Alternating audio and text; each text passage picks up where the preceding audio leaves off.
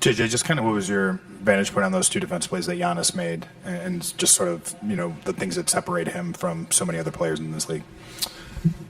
Yeah, I mean, again, the last play, I said to the team, like, we got a good advantage. We created an advantage with the best player, our best player on the floor, and he made a hell of a play to get the back tap, and then the block was, again, we have that, on the scouting report. If you got to have awareness on him, and I like the take, and he made a hell of a defensive play. We've seen him do it a number of times. What'd you make of Luka's night? I don't think he's fouled out as a Laker prior to the night, and obviously didn't shoot it as well as we're accustomed to seeing. Just, do you think Milwaukee was doing certain things in particular to give him troubles, or what do you make of it?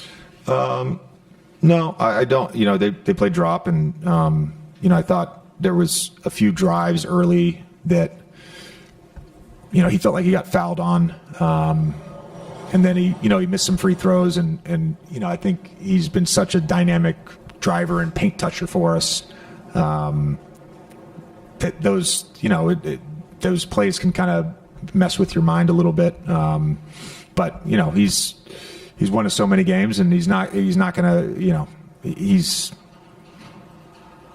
whatever game it is, you're naturally gonna have not your best stuff, and he's didn't have his best stuff tonight, but I think all those guys, LeBron especially, the group that played most of the fourth quarter, they put us in a position to win the game.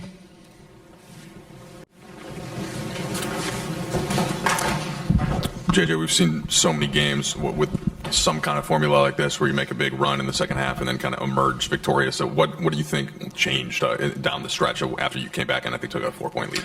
Yeah, you'd have to go back and watch. I just off the top of my head, we take the lead to go up 4, and then we come up empty on a number of possessions and felt like it's not, we weren't like empty possessions. We were getting good looks, didn't score. And then we put him on the free throw line for the Kevin Porter play, and then the other I think it was LeBron that fouled. So they ended up getting four points there when off that free throw line when we were, quite frankly, playing great defense for most of the entire second half. So and then there's a certain process that you follow in those situations, end of game, and the first thing is always you tell the ref, make or miss, I'm going to call timeout. And, Luka fouls out. Not to make excuses, Luka fouls out. I got to get a sub in.